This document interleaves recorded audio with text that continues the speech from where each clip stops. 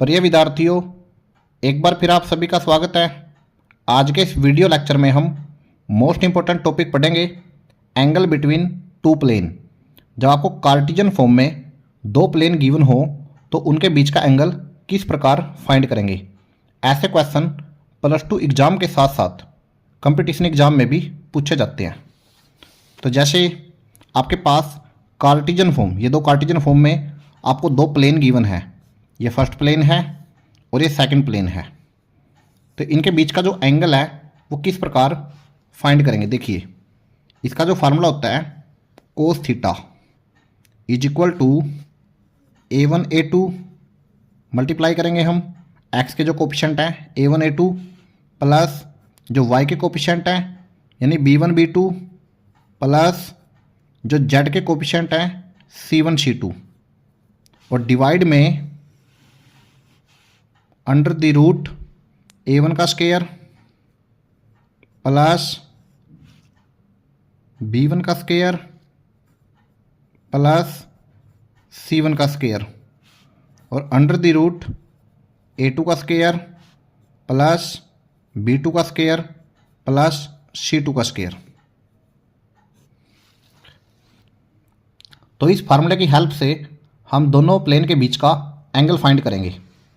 जैसे आपको क्वेश्चन दिया है find angle between two plane, आपके पास दो प्लेन गिवन है और उनके बीच का एंगल आपने फाइंड करना है।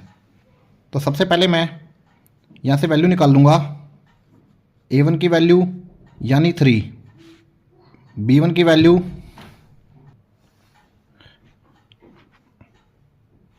जो B1 की वैल्यू है वो -6 और C1 की जो वैल्यू है वो -2 और A2 की वैल्यू है 2 और B2 है हमारे पास 1 और C2 है -2।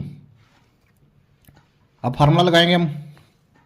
फार्मूला होता है हमारे पास कोस थीटा। एक बार फार्मूला मैं दोबारा लिख देता हूँ, A1 A2 plus B1 B2 plus C1 C2 और डिवाइड में under the root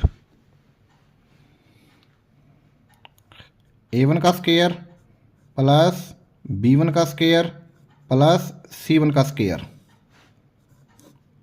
under the root A2 का स्क्वायर प्लस B2 का स्क्वायर प्लस C2 का स्क्वायर।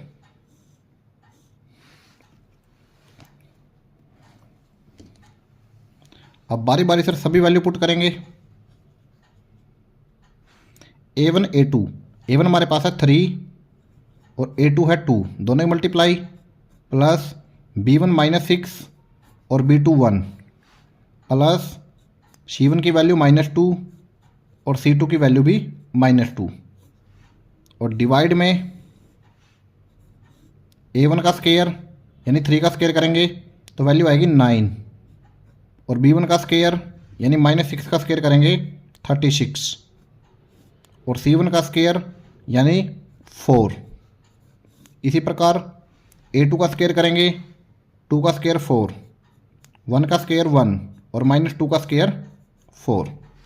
अब इसको सिंप्लीफाई कर लेते हैं तो ये बनेगा cos theta is equal to 3 2 जा 6 -6 और प्लस के 4 और डिवाइड में तीनों को ऐड करेंगे तो ये बनेगा 49 और ये बनेगा 9 यानी 6 से 6 कैंसिल हो जाएगा, ये बनेगा 4 और इसकी वैल्यू आएगी 7 और इसकी वैल्यू आएगी 3।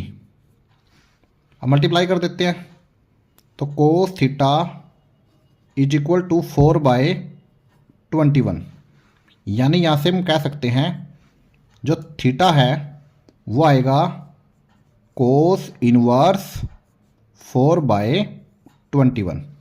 तो ये हो जाएगा आपका फाइनली आंसर।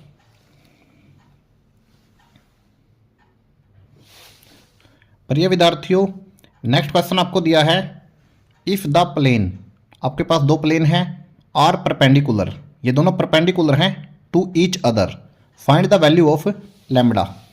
आपने लैम्बडा की वैल्यू फाइंड करनी है। इससे पहले आपको पता होना चाहिए if two plane are perpendicular,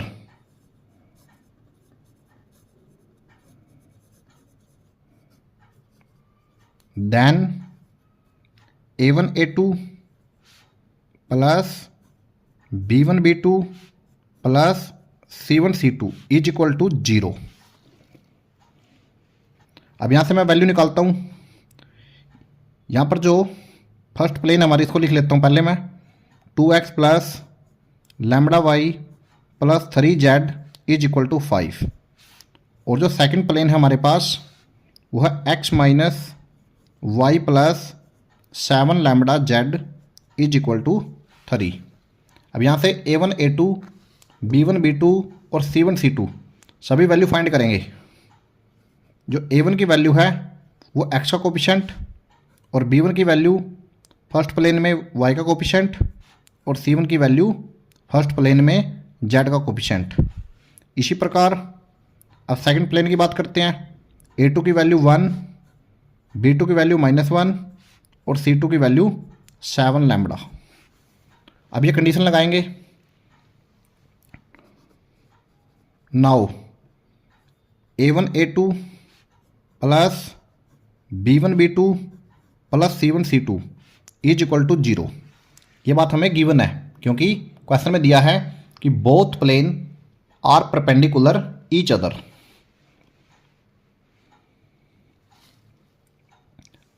अब मल्टीप्लाई करेंगे। A1 की वैल्यू हमारे पास 2, A2 हमारे पास है 1, B1 लैम्बडा, B2 -1, ये C1 3 और C2 7 lambda is equal to 0। तो ये बनेगा 2 minus lambda plus 21 lambda is equal to 0, यानी 2 plus 20 lambda is equal to 0।